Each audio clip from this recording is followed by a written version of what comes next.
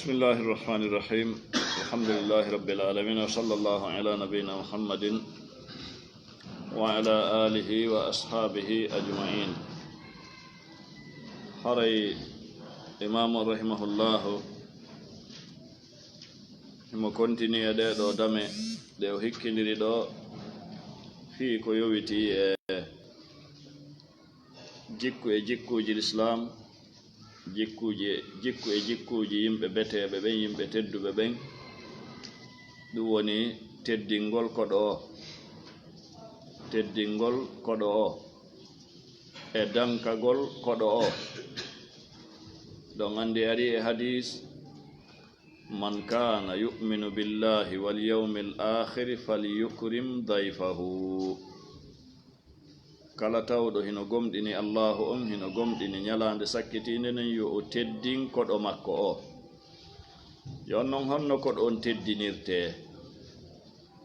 ko ɗen dame ma yoga e ɗen dame imam on rahimahullahu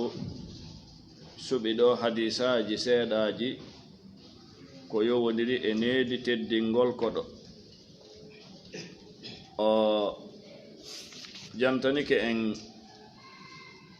no gasa dame ɗiɗi e darsu yawtuɗo on dallatul ahli l'islam ba'dahum aw ba'duhum ala ba'd ikramu dayfi wa khidmatihi iyahu bi nafsihi. Ndo fof ko wiyete kon teddingol koɗo.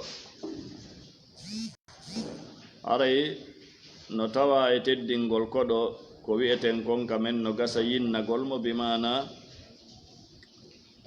ɓannangol mo ma newinangol mo kon ko o hato jini e mum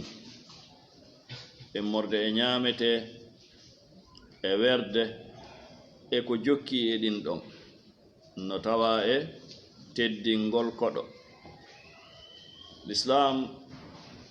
ko diina allahu tabaraka wa ta'ala wawata andude maapare ko koɗo hino maapora si wona on yanuɗo e on alhaali. Sa immike ka leydi ma a yehi a jippike e leydi ka a anda goɗɗo a anda nokkugo a anda saare nden a anda yimɓe ɓen tenti e yoga e alhaaliji si tawi njooɓa ma e ko nandi hen hino mankirma ko on saa e andata ko ha honto isɗallahu tabaraka wa taala woni yurmeteɗo woni ñeeñuɗo ha o sar'ini ɗiɗo sariyaji. Ko ɗum waɗi karama koɓɓe rahimahumullahu ko hulasa on ɓe maaki wernugol koɗo on e okkorgol mo ko o ñaama e kala ko tawata himo maapori himo lorritori ko waajibi tentini si tawi woni nokkure ka koɗo on jippi ɗon misal ko wano ka fulasoji andi wano ka ca'e mo hewti ka saare tayno tentisi mo jangi himo mari moyen hare maapina hôtel ji no woodi restaurant ji no woodi fewndo ɗo hôtel ji ɗin sa fokkiti ɗo lagine a jooɗoto ɗo si tawi ko a famanɗo fi muɗum ndaara ka téléphone maɗa ɗo fi hôtel ji wontirɗi lagine ɗin ɗi fof majji siɗi bukka ɗo hôtel hara wa Liberia ɗo ka téléphone maɗa ɗo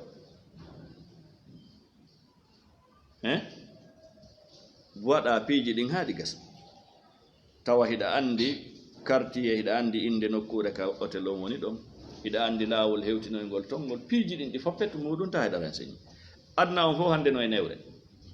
heddike anduɗo fi mum emo anda mo anda noon harayna yo fel goɗɗo si o mo mari ko o fela ko hoore makko sina ɗum adna on fof no e nder newre hande kono sa'iji ɗin fof wonani wayi yimɓe ɓen fof hay fi adna on fof no e newre hande no woodi tawɓe aduna on no niɓɓitani ɗum ɓuri ko niɓɓutuno hankin kon ko gandal ngal e aalaji ɗin ko ɗum woni ko niwinta fi'akuji ɗin ko ɗum waɗi gandal ngal ko laabudda toppito ɗen fi maggal sen yawike ngal hara en yawike piiji nafoore men nden ka aduna e nafoore men nden ka akhira hara en gandu en yaaɓi ɗum ka sengol e koyɗe meɗen non ɗum muskila no woodi tenti enen ngol ɗo leñol ko molana edan ko raɓɓiɗi kon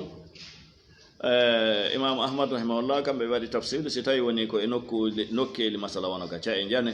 ma ka ca e hawrde ka tata hôtel ji no woodi restaurant ji no woodi haray no yiɗa ka wernako ɗon no yiɗa ka wernako ɗon kono na wajibi kono si tawi ko e nokkude nde ɗum ala ko ɗon no lorritori fii ko o ñaama e fii ka wajibi e maɗa ya wernu en yiya e hadisaji ɗin ɗo ɗo e lannu damal ngal inchallah en etoto gaynen damal ngal bana tumbere fi muɗum nde hande qala rahimahullah babu damal jaisati dayf dokkal koɗo on jaisa ko dokkal bimana ma ɗum ko wiyeten kon honno ko koɗo waɗante so ari kon wiyete ka haala men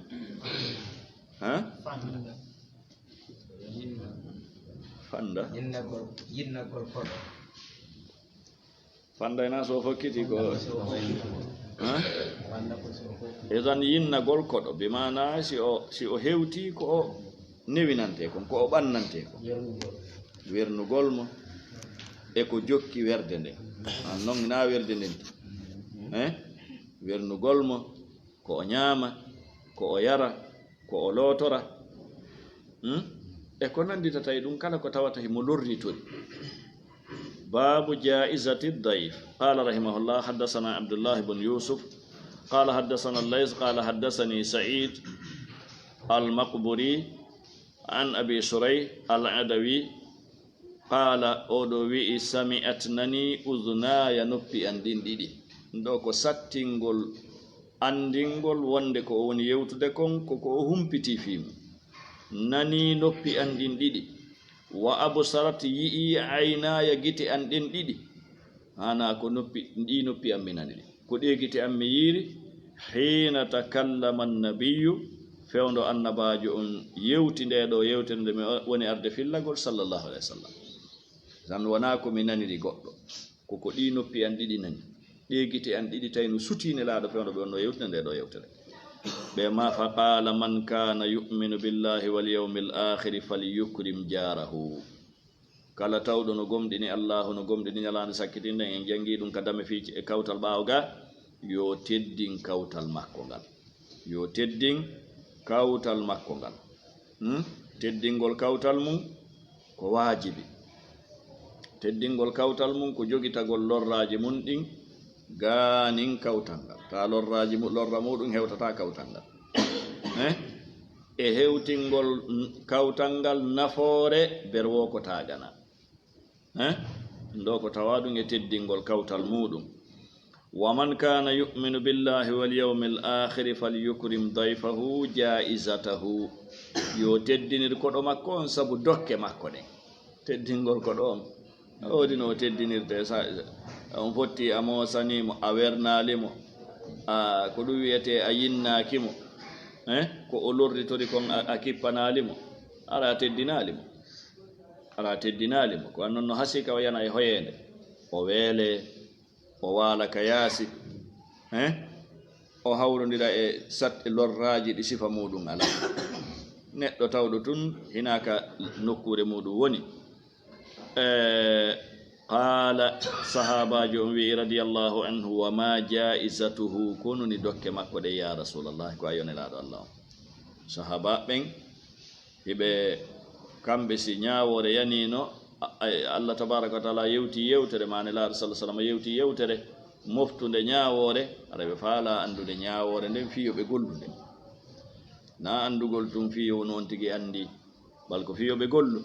ay wandi ko ina joddi andu gongol woni wana andu gongol mari joddi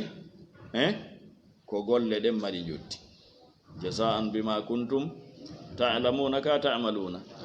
wala mo ngatti ka ko memo memo ngatti idan qala nilado maki yawmun wa laylatun yawmun ko ñallal wa laylatun e jemma ko ñallal e jemma werna mo ñallal e jemma wondude e fanda e wondude e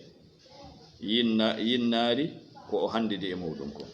waddiyafatu koɗu ngun non salasatu ayyamin ko balɗe tati koɗu ngun ko balɗe tati ɗo no ñaawoje goo no fewti e an wernowo koɗo on ñaawoje goo no fewti e koɗo werneteɗo on l'islamu ko dina e itidal dina wasatiya ñaawoje no woodi ko an mo koɗo on ari ka mum on hanuɗa andude ko tata ko haqqeji koɗo on e hoorema no woodi ko an koɗo on si tawi ko an koɗi no woodi an tigi ko hanuɗa andude koɗo on no mari haqqe e hoore koɗaɗo on no mari haqqe e hoore koɗiɗo on mo kala yo andu haqqeji muɗum ɗi naam koɗu ngun ko balɗe tati fama wara dhalika kala ko wontiri ɓaawo ɗum ɗon fa huwa sadaqatun alayhi ɗum ɗon ko sadaka e hoore koɗiɗo o e hoore koɗo o amma balɗe tati on ɗum ɗon ko wajibi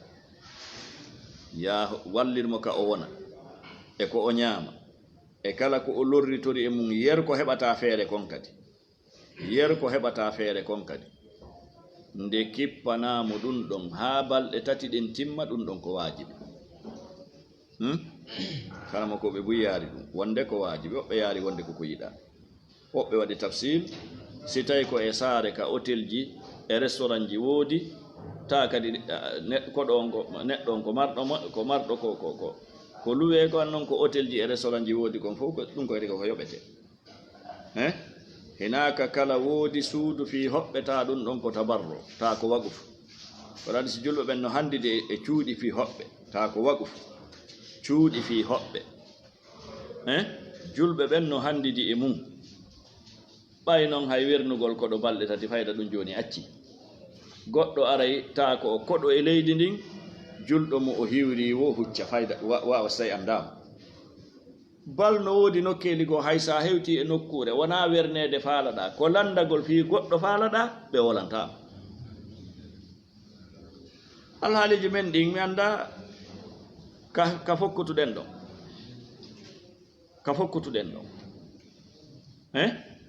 ƴon noon kayiɗe wohiɗen wowla e hoore goɗɗo en sutaki ko rondiɗen kon an noon si tawi woni goɗɗo inni ɗo joni ko addi ɗum ko bonugol yimɓe ɓen haray ko a tawaɗo yimɓe ɓen ɗum ko go'o ɗiɗi si yimɓe ɓen boni haray no hana qirretede yimɓe ɓen boni ndaare no yimɓe ɓen moƴƴira hina goɗɗo iwata ka kammu ma yalta fuɗa ka leydi ko moƴƴintinta yimɓe ɓen si tawi en jaɓi en boni gasi ɗum kadi hino hani ka etoɗen no moƴƴitire siɗɗo ma wowlowo haala ma mo a sikkitaki si tawi ko on siɓɓe e cenɗe go ay si tawi wona on siɓɓe ka jibinal hina en gorol goto o ara o salmina e ma tawa salmitagol ngol no metti heɓude e jungo ma o landoma fi goɗɗo mo anduɗa fi mum ta ɗum kadi no metti hettude e jungo ma e ton en tertoto ngi haala wi qirritoɗen alhaaliji meɗen ɗi sansen ɗi on sa Allah sansana en ko falɗen koye sans an noon Allah humpiti en inna allaha la yughayyiru ma bi qawmin hatta yughayyiru ma bi anfusihim naam wa man kana yu'minu billahi wal yawmil akhir falyaqul khayran aw liyasmut Allahu akbar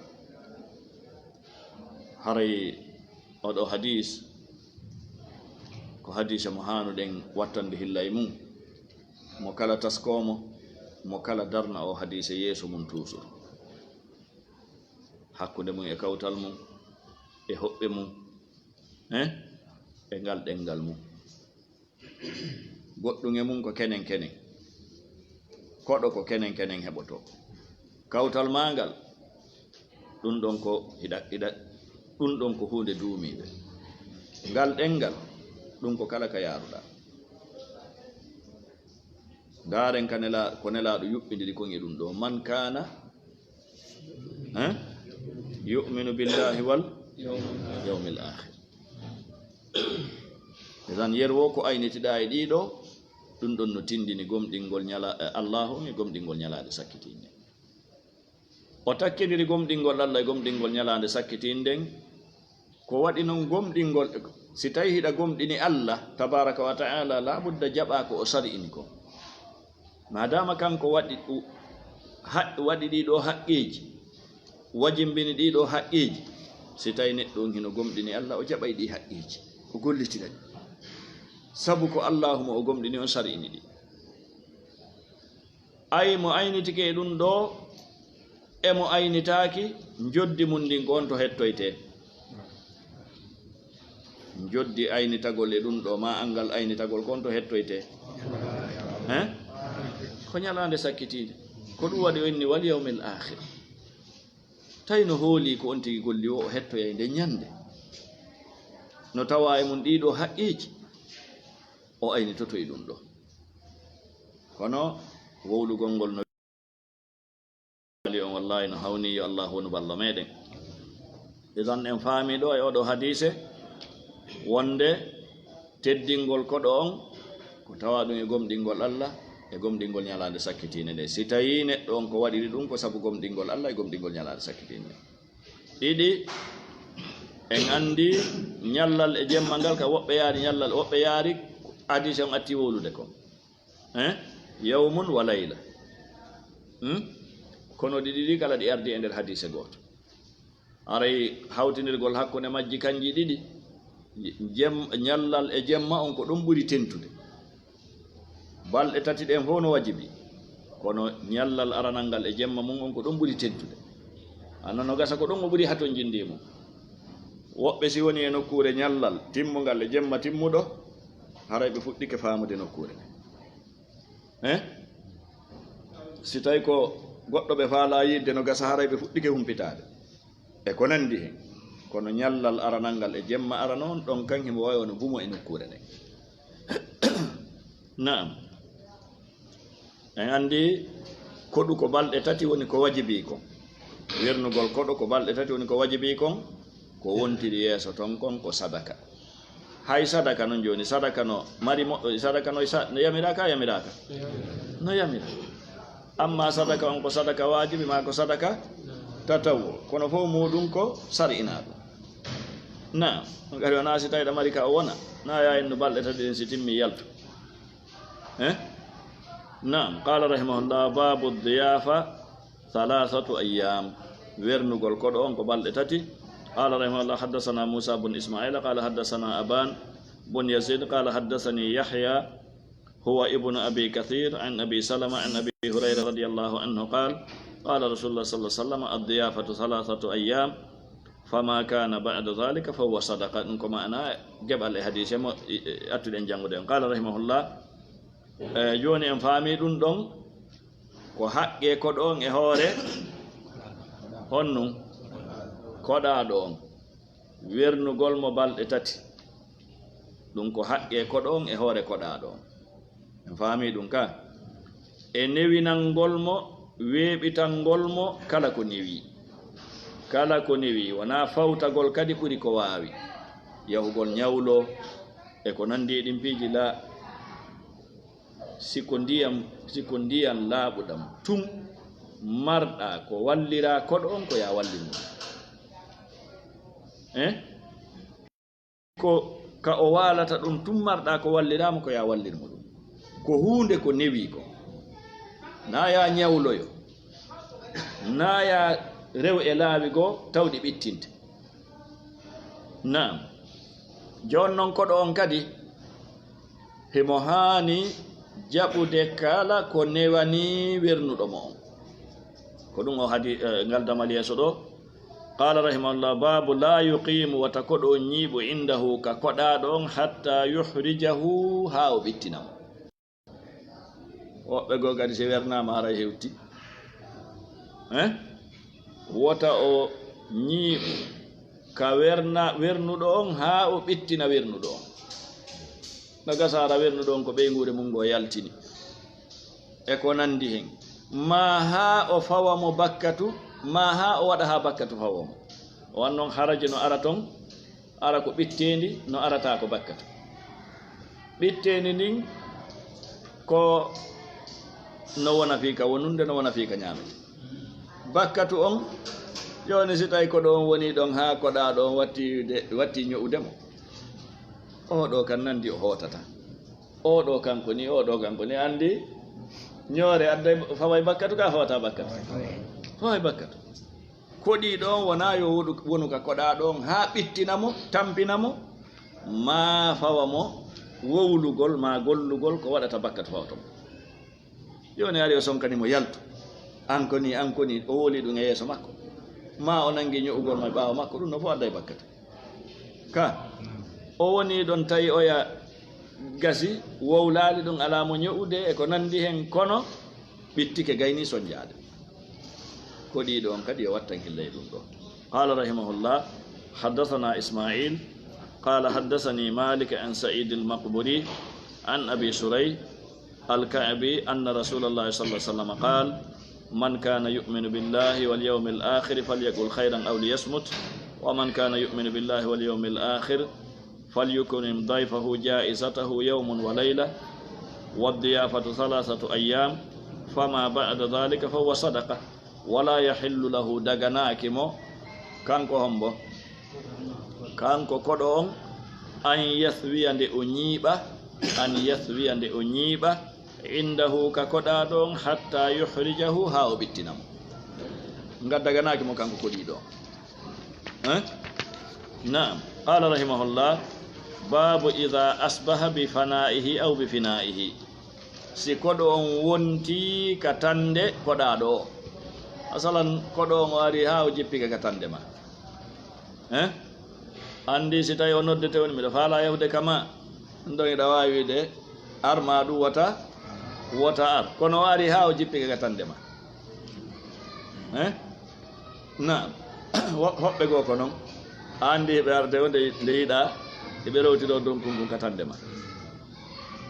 ka naam qala rahimahullah حدثنا أبو نعيم قال حدثنا سفيان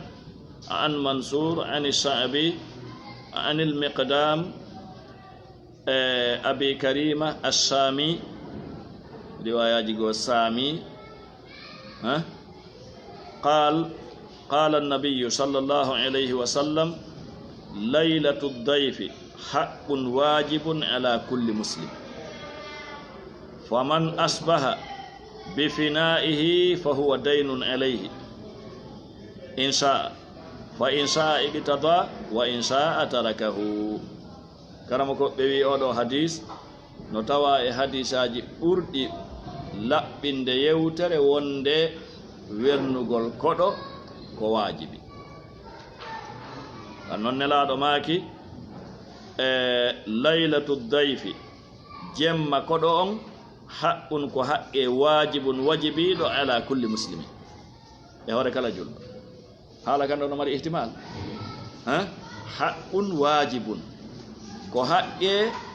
wajibiɗo ala kulli muslim e hoore kala julɗo nde o wernata koɗo on jemma e ñallal naam faman wonɗo tawɗo asbaha koɗo on wonti bi fina'ihi ka tande mum koɗon ari ha jippike kama o wi ɗo tande ko wannon ko heewi cuuɗɗi no mari tande hollasi tande ala haray aray wona fi oɗo nawolede la muhimmu on koɗo on si jippike kama fa huwa haray wernugol ngol daynun ko ñamande alayhi e makko inchallah simo faala haray no wayi wasi tawi hiɗa ñawlimo ñamande noon yoɓugonde ko wajibi ka wona wajibi si tawi tun o jippike kama haray wernugol mo ngol ñallal e jemma ko wajibi ko ñamande fayin sa simo yiɗi eqitadahu o ƴanta ñamande simo yiɗi o ƴanta ñamande hay sa falaka mo wernude o inna ko ɗon werata jonnan haqqe an par ce que Allah no waɗi haqqe an e hoore ma ka jonni tam wayin so asi mo yiɗi taraka o terto ɗon haqqe o kono ko ñamande makko nde o ñawla naawigol ɗo joni namin inni yaaro la madama o ari ɓay o ari o hewti kama naawigol o namin inni yaaro a yetinloan hiɗa arde a seekuno letere an ɗum ɗon fof ala kam madama o ari ha o hewti koma koma o ñaama koma o waalo na o mummunte sakko na o humoyte ka yaasi ko haqqun wajibun ande gan noon ko ñamande makko simo yiɗi o ƴantande simo yiɗi o terto nam qala rahimahullah babu ida asbaha dayfu mahruma kanamo ko no mari ñeñal si koɗo on wonti noon ko o ɗawaɗo haqqe makko on joni en andi nde koɗo on werne ko haqqe wajibiɗo en andi ɗum ka imo hana jonnitede on haqqe joni noon si koɗo on ari ha o hewti o jippike jon suudu ɗum ma jon galle ɗen ɗawimo haqqe makko on jonnitalimo haqqe makko on wernalimo ɓannanalimo ko newi kon kono ni ñawor nden honno ko ɗo gerdata qala rahimahullah haddasana abdullah bun salih qala haddasani lays an yazid bun abi habib an abil khayr an uqbata bun amirin radiyallahu anhu qal qultu mi wi'uno ya rasulallah innaka tabiti an tab'athuna hida imminde men hiɗa imminde men nelaɗo no nelaynoɓe imminaɓe e nokkeli fa nanzilu men jippo bi qawmen ka yimɓe goo fala yaquruna ɓe wernata men ɓe ronka men wernude men jippo ka yimɓe ɓe ronka men wernude fama tara ko honno yiwɗa fi dhalika e ɗum ɗon sahaba en accali hay hunde si wona ɓe landike nelaɗo sallllahu alayhi wa sallam ko tata julo ɓen no hatto jini ko imum ha ñande yawmal qiyama ko honno yiwɗa e ɗum fa qala lana nelaɗo wi'ani men in nazaltum si on jippike ɓe qawmen e yimɓe ka yimɓe fa umira lakum yamirana on bima yanbaghi konko hanani liddayfi koɗo on ka o waɗane faqbalu haray jaɓe embere wo ko newi immorde maɓɓe ndo ko waajungu koɗo on waaja na kadi koɗa ɗon yo werne ka o mari ɗon innamin mi wonata ɗo o ɓannane ko o mari kon ko ñamete ma ko yarete innami min daari ɗum ɗo wona ɗum ɗo min mi yiɗa ɗum ɗo wona ɗum ɗo e ko nandi enin piiji ɓe huwali ɗum fa hudu ƴette min humi morde maɓɓe haqqa dayfi haqqe koɗo on alladi on haqqe yanbaghi lahum hananɗoɓe kaɓe totta e moɗon hara ƴette si ɓe jonni on alhamdulillah wanno ko haqqe mo si ɓe jonnali on ƴette ko haqqe mo si woga l'islamu ñawata masalan hara kono saudi ni ma ka l'islamu ñawata ma koye filas uji ka tawata moko bayagal no woodi dina kan no tiiɗi o ari o wernaka o okkoraka ko o ñaama mo wawi natude e suudu ɗon o waalo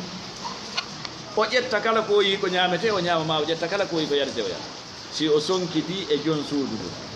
ɓe yeehi ka mahkama ka ñawoɓe ɓe ñaawi ñaawowo on jonnita e koɗo on gonga ko an noon ko ɗum ɗo nelaɗo ñaawi ka wona ɗum ɓe ñaawi ko nelaɗo o wodani ñaawowo on ko ɓangilngol ñaawode saria l'islam de an noon nelaɗo sallah sallam ɓe maaki in nazaltum ɓe hadise dow jon dowga taw laylatu dayfi haqqun wajibun ala kulli muslim ka oɗo hadis in nazaltum bi qawmin fa umira lakum bima yanbaghi liddayfi faqbalu si koɗo jaɓali kadi ɓe yeddodiri ɓe yehi ñawugol koɗon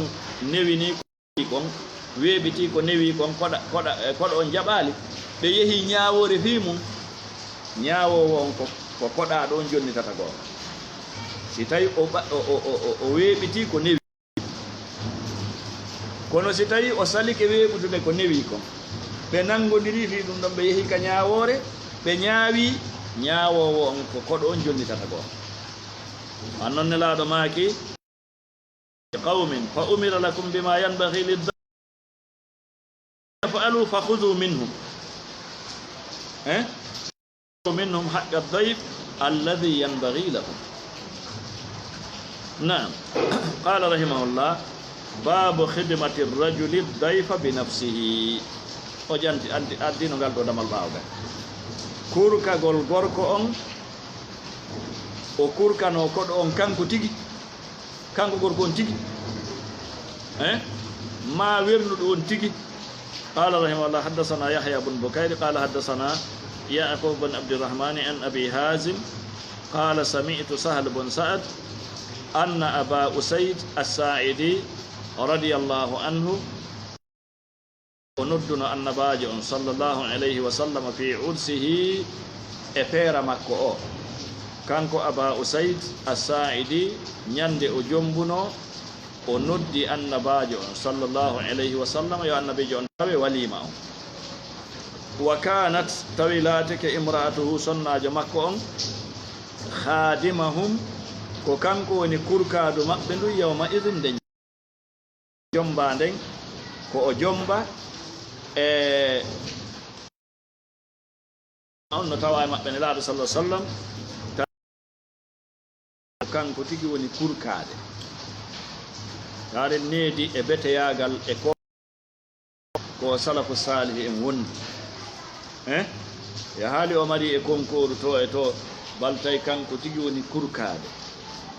wahiyal arus ndo ko beydugol feññingol wahiya tay ko kanko debbo on al arus woni jombajjo kono hoori ɗum fof tay kanko tigi woni kurkade fa qalat o wi'i kanko debbo on aw maale hara qala aba usaydi wi'i atadruna hiɗon andi ma an ga'atu konko marammi li rasulillahi wonande nelaɗo Allah sallallahu alaihi wasallam in qa o ma'ana ɗo ko ƴettugol tamaro waɗa e ndiyam omba ma joɗɗina dumunni ƴettugol waɗa e ndiyam joɗɗina wona si woni ɗon dumunne kamɓe ɓe yaray ɗan ndiyam ɗan hertigo no tamaro noon no ƴette waɗe e ndiyam e noone goo wonta beere kono wona ɗum ɗo woni ko faanda ɗo tawi hewtali nde wonugol beere nde ƴettugol jimɗe sertuɗe wiyete intibab waɗa e miran nelaɗo sah sallam haɗunu ɗum wona beere kono wona ɗum ɗo woni ko faanda ɗo an ga'atu ma an ga'atu konko maranmi ma ko sintinanmi fammi li rasulillahi wonande nelaɗo Allah sallallahu alaihi wasallam an qa'atu lahu mi ufannomo tamaratin tamaroje min al-layli jemma fi tawrin e miran tawr a jangi o kalima ɗo tawr ka umdatul ahkam ka fi salligi ko miran sila ko ɓuri hasade ko miran moƴƴinaɗo immorde e sila naam edan ɗum ɗo tindini wonandema wernuɗo on kanko tigi no tawa e beteyagal nde o immo kanko tigi o kurkano koɗo on misal mum ɓurgal ɓangude ngal ko misal annabi ibrahima ngal alayhi salatu wassalam hal ataka hadith إذ دخلوا عليه فقالوا سلاما قال سلام قوم منكرون فراغ إلى أهله فجاء بعجل سمين فقربه إليهم كان النبي إبراهيم ألا لي سفئين لا الله صلى الله عليه وسلم تددو هيوتي النبي إبراهيم عليه الصلاة والسلام أودو حديث e hadise mo jannguɗen ɓaawga on hadise fi konno ko abi qatada ka ko ka abu wernunoɗo koɗo nelaɗon sallah sallam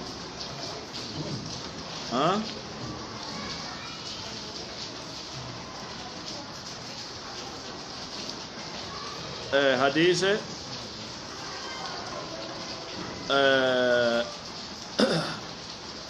no gasa ko ka abu qatada goɗɗo e maɓɓe hadise damal ɗimmal ngal e darso men feƴƴi ɗo ka tawata ɗon sonnajo on ɓanni ñamete on ɗannini lampu on kañum e modu mum famini no ñamude tawi ala ñamude haray ɗiɗo hadise aji ɗiɗi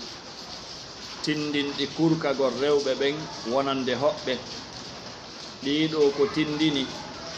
ko ɗi nawrete e mum ko wonde ɗum ɗo ko atto farlegol hijabu ko atto fardegol hijabu ɓaawo farlegol hijabu on newnaka ka debbo ɓiso hakkunde worɓe e inde kurkanagol ɓe newnaka noon Allah tabaraka wa taala wi ɓaawo fardegol hijabu on wa ida sa'altumuhunna mata'an fas'aluhunna min wara'i hijab dan on tigi faama ɗum ko wannoon yimɓe wonɓe noddude ɓen e sufuur wonɓe noddude ɓen rewɓe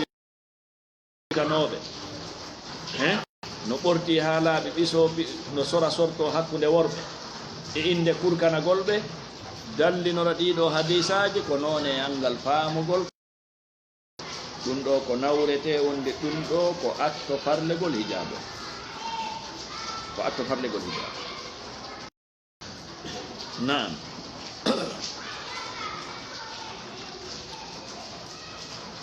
قال رحمه الله جانغين ودو حديث كو ياوي من قدم باب من قدم الى ضيفه ما يصلي bannan do kodo mum on nyamete bawo o bannan makko on nyamete o immi himo juula o dari juulugol aada on ko ɓuri dogude ko wonde mo heɓi koɗo ɓannani mo ñamete ko yo ɓatto takko makko ɓe ñamida ko ɗum ɓurata welde koɗo on ko ɗum ɓurata wallinde ɓernde koɗo on ko ɗum ɓurata hentinde ɓernde koɗo o kono no ara e alhaaliji ka goɗɗo ɓannana koɗo mum o ñamete accida koɗo on e ñamete o no ara e alhaaliji amma ko ba on hiɗa andi ko saa'i hombo watta ɗum samo jannguɗen ɓaawga on sonnajo on ɓayo ɓanni ñamete on hay fi kanko e moodi makko ɓe ɓattike kono o wanno on ɗum o ɗanninno lampu on ko kamɓe koɗo on ñamuno ko koɗo on tu ñamuno hay fi koɗo on anda wonaɓe ko ñaami kono ko koɗo on tu ñamuno yon noon ɗum ɗon tawi no wawi newade ɓay ko jemma si tawino ko ñalorma koɗo on andata no ɓe ala ñamude ma hay fi ko jemma si lampo on ɗanninanoka koɗo on andatano koɗo on anday joni noon misal joni tawi say ñamete on ko seeɗa ni yonanta hay aaden goto a tawa e on alhaali ɗon ko ɓuri wondude kon e teddungal ko ɓuri wondude kon e beteyagal ko ya accan koɗo on kanko en نعم قال رحمه الله حدثنا أبو معمر هذا حديث موجود من عند إن جنگا مكان أتى مهاي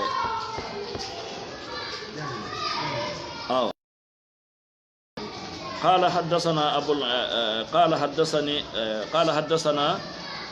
حدثنا أبو معمر قال حدثنا عبد الوارث قال حدثني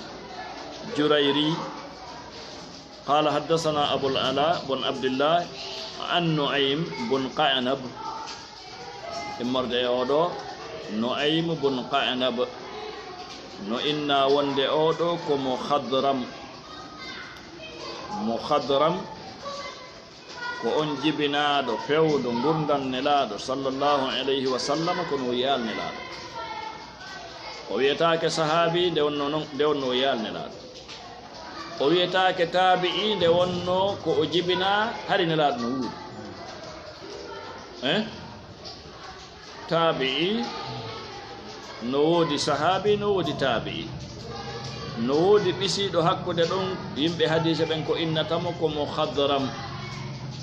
on ɗon no ɓanti darja ɓuri tabi'i darja makko on hewta darja sahabi kono darja makko on no towi ɓuri darja tabi'i muhadram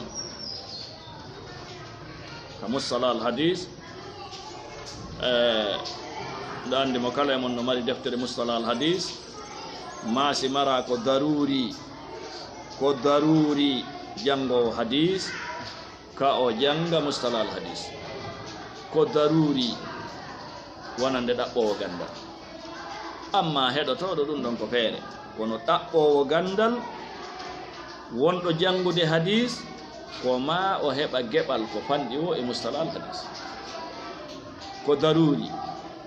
wono woniri daruri jangowo fiqhu nde o janga usulul fiqh ko daruri idan oɗo qala oɗo wi ataytu mi arno abadar ka abadar falam uwafiqhu mi tawali Abu Zarri ka mum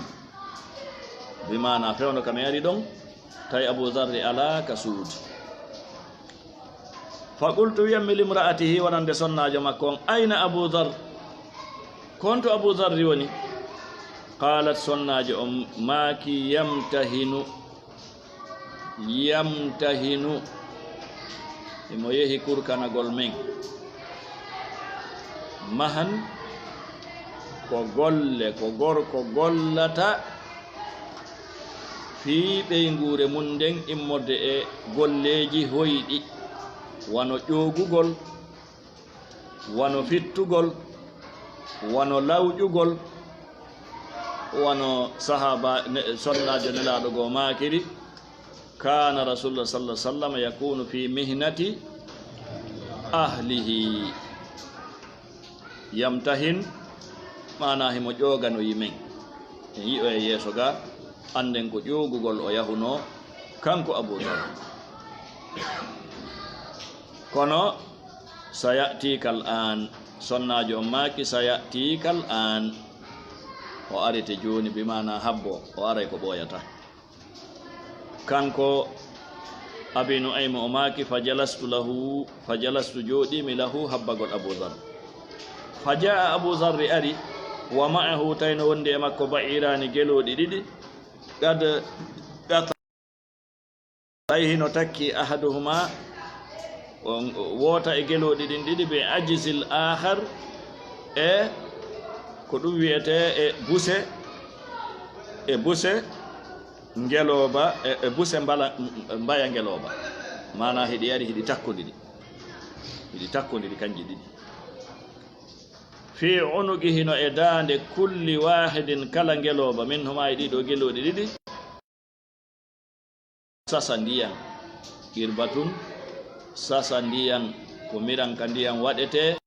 ɓawɗo ko guri ɓe waɗayno ɓe moƴƴina ha moƴƴa ko e ɗin guri ɓe waɗayno ndiyan ɗan fa wada'ahuma o wallini saku ثم جاء رفتي وأري كانكو أبو ذر أبو نعيم فقلت يا أبا ذر ما من رجل على إغوركو كنت ملاتنومي ألقاه ndemi hawra e makko kana laatike ahabba ilayya no ɓura yiɗede e an lukoya hawrugol min ka hewtuma an bimana ala gorko tawɗo nde mi fottata e makko nde mi hawrodira e makko no yiɗa e an hewti hawrugol e ma wala abghada wona ɓuraɗo añede ilayya e an lukoya hawrugol min ka hewtuma an ndasi haala kam faami kono haala kam faandi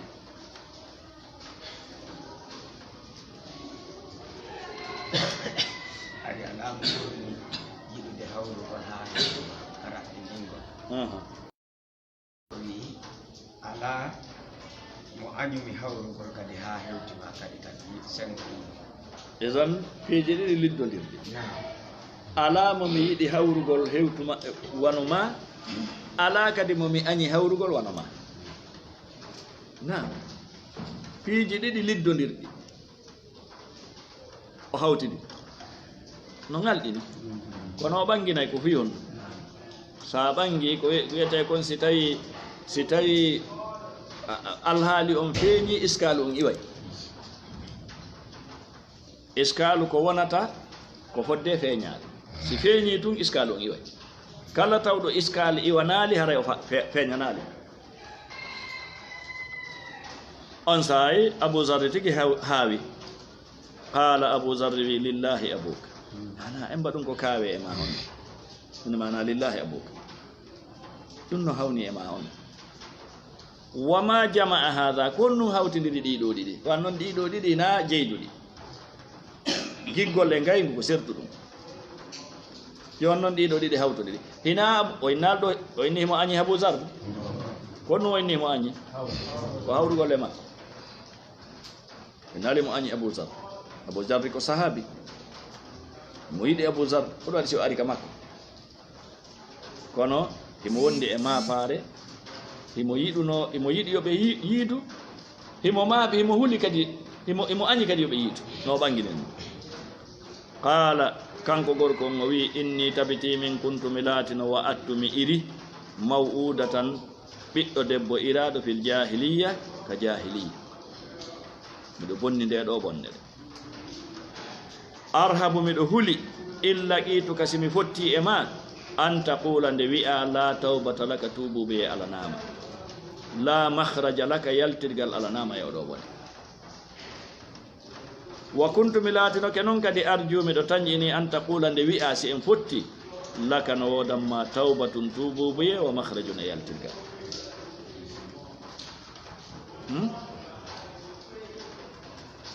iskal on wi joni ka eɗen andi qur'ana no inni fewno jahiliya ɓe irayno ɓiɓɓe maɓɓe rewɓe ɓen wa idal maw'udatu su'ilat bi ayi zambin qutilat bal hakke woɓɓe e maɓɓe no wiya defte tariha no ɓangini woɓɓe e maɓɓe si sonnaji mum sowike no jasay no ngayka takko debbo on ka woni ɗon jasa ngayka ha lutto aynita debbo si o jibini boobo on tawi ko debbo direct ko ɗon non o liɓirte ka nder ngaykan on mbite woɓɓe acci ha ko mawna yaada e makkum iroyakkum waliyadu billah edan ko ɗum ɗo waɗi si tawi miɗo yiɗi ko fotteten kon ɓay miɗo andi sen hawrodiri mi heɓay nafoore mi heɓay gandal e faamu mi heɓay moƴƴere kono miɗo añi kadi yen fottu ko fotteten kon fiwata wi'u nde bonnere nde bonnuɗa ɗo tubuɓe e mayre Allah on saayi qala abou zarri wi'i a fil jahiliyati e ko fewndo jahiliya asabta woni ko heɓuɗa oɗo bone ha oɗo bone ko atto a silmude ɗum ɗo waɗi ɗo tindini wonde gando si landama landugal margal muskila yo waɗu istifsar yo o landi to landiɗo mo on kanko kadi ha ɓeyda mo feeñande si o anda ko honnum e fatwa o watta kanko abi nu'aym o maaki qultu wimi na'am hi ko attul islam attumi silmude qala abou zarri maaki afa llahu amma salafa afa llahu amma salaf allah yaafike fi ko feƴƴi kon al islamu yajubbu ma qablahu mo silmi ɗaɓɓinani allahu islamu on kala bonnede nde o bonnuno attu o silmude islamu on montay ɗum ɗon wa qala abou zarri on sa wiyani limraatihi sonnajo mum on atina bi ta'amin addam men ñamete fa abat sonnajo on sali summa amara ha refte abou zarri yamiri mo addugol ñamete fa abat o sali ɗum waniri noon hattarta fa'at ha ɓanti aswatuhuma hitoji maɓɓe ɗin ɗiɗi bimana ɓe sonki gorko inni ɓeygu mum waɗu hunde kaari o saliki o fillitike waɗu hunde kaari o saliki la allah salagol debbo on ɗo no maɗi sababu sikke ala ɗo woni fiqhu on tigi nayo inno o debbo no boni o koni o koni no gasa o ko sahabi en ɗum ɓuura jikkede sahabajo ni o sonnajo hay si wona ɗum ko tawaɗo e salafu salih edan labudda salagol makko ngol no maɗi sababu la allah koko o nani kon oɗo gorko waɗi ko ɗum woni ko satti e makko suninimo mawni e makko ha tawi ɗo e o miijitade o wawata addude ko oɗo ñaama tikkugol fi bone mo o waɗi on kanko gorko kono koko Abu Zarr wi kon afallahu amma salaf kono e dow ɗum fof tabi'a basariya kenen no salano on tigi piiji goo on saayi haala Abu Zarr wi mana ko kalima fayda ɗum ɗo marafira marama an ko haala ngalɗugol haala haawagol o wi fa inna kunna tabiti onon ɓe sonnaɓe la ta'duna on yewtata ma qala rasulullahi hunde ko nelaɗo Allah maaki kon sallallahu alaihi wasallam ko nelaɗo maaki kon ko noon siforɗon Abu Zarr wi ɗum kono ɗum ɗo kadi ndaare ngal huwodiral ɗo worɓe goosi inni ɓeygu mum yo waɗu goɗɗum waɗali tenti e tawde goɗɗo ko ƴettugol leggal luubo on tigi waɗa piiji hawniɗi yenna piya barmin e ko nandi tata sifa ɗiɗo piiji kono Abu Zarr wona ɗum waɗi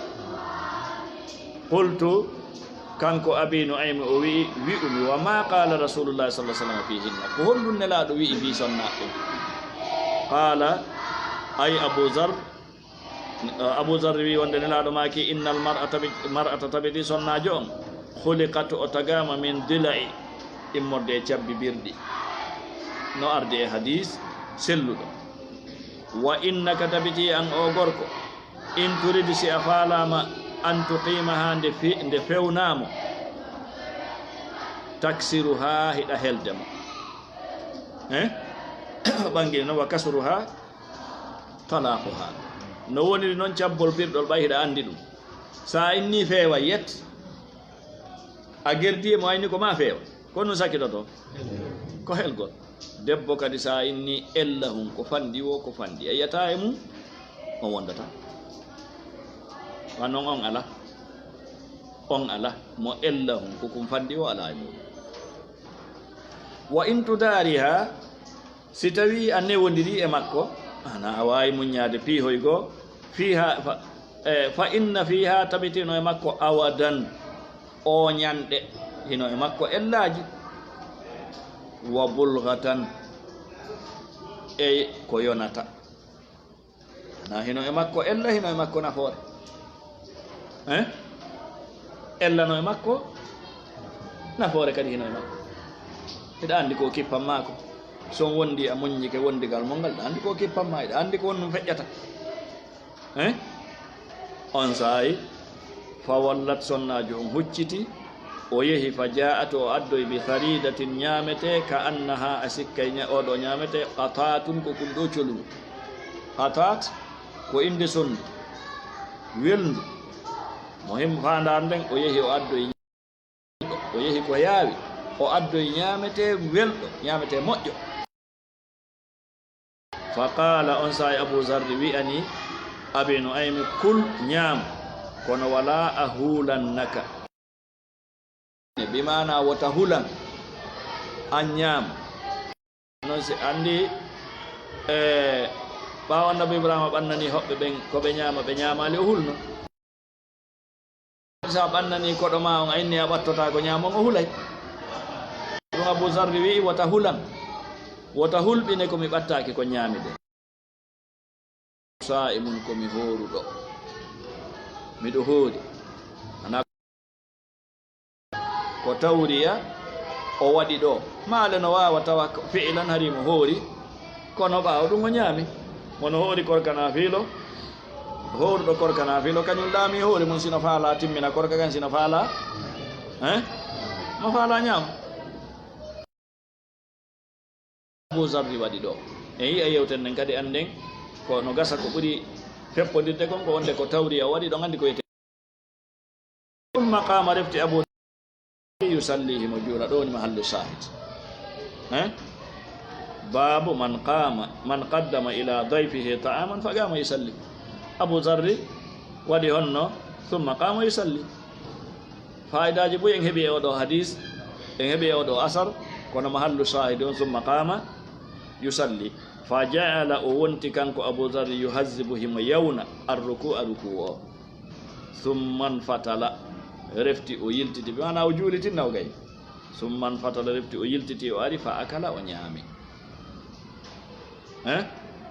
Abi Nu'aym wi fa qultu wimi inna lillah kalima ɗo andi fi makko ko istirja inna lillah ma kuntu mi sikkano ma kuntu mi laatanoke akhafu miɗo huuli an takdibani nde fenanala tañinanoke a fenanayla qala Abu Zarri wi lillahi abuka fiyake ma on no hawni ma kadabtu mi fenali mundu laqitani iwde hawrɗaya iwde arɗa ɗo tumbodirɗen ko yewtumi kon fof fenade alaayi joni toɓɓere nden ɗo ko o winoye mo hoori joni noon ari mo ñaamo Abu Zarri no andi ko ɗo yewtende yaari qultu on sa Abi Nu'aym wi'umi alam tukhbirni a humpitali lan annaka wonde an sa'imum hiɗa hoori joni noon ariɗa ñamude qala Abu Zarri bala ko non woniri inni tabiti min sumtu mi hoori min hadha sahari morde nduɗo lewru salasata ayamin balɗe tati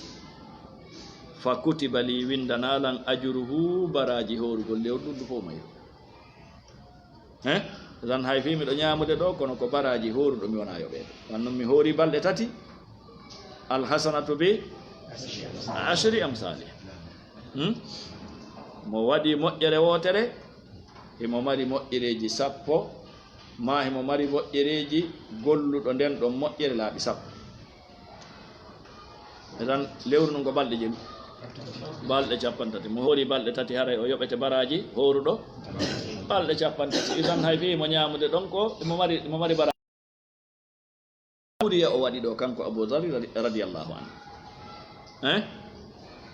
wa hallali Abu Zarri wi dagani kelan atta'amu ñamugol e ko hedditi kon e lewru ndu si miɗo faalami hoore si miɗo faalami ñaama hay mi ñaami baraji horugol lewru ndun ɗum walani kelan e tan ko oɗo hadise o sakkitori kanko imamu rahimahullahu e dame ɗe o jokkidiri ɗo ɗen fi teddingol koɗo e fi wernugol koɗo e wa baraka ala nabiyina Muhammadin wa alihi wa sahbihi ajma'in subhanakallahumma rabbana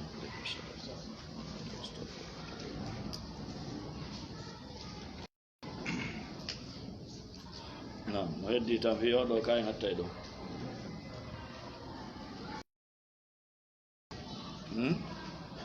hatta en ɗon sare subhanakallahumma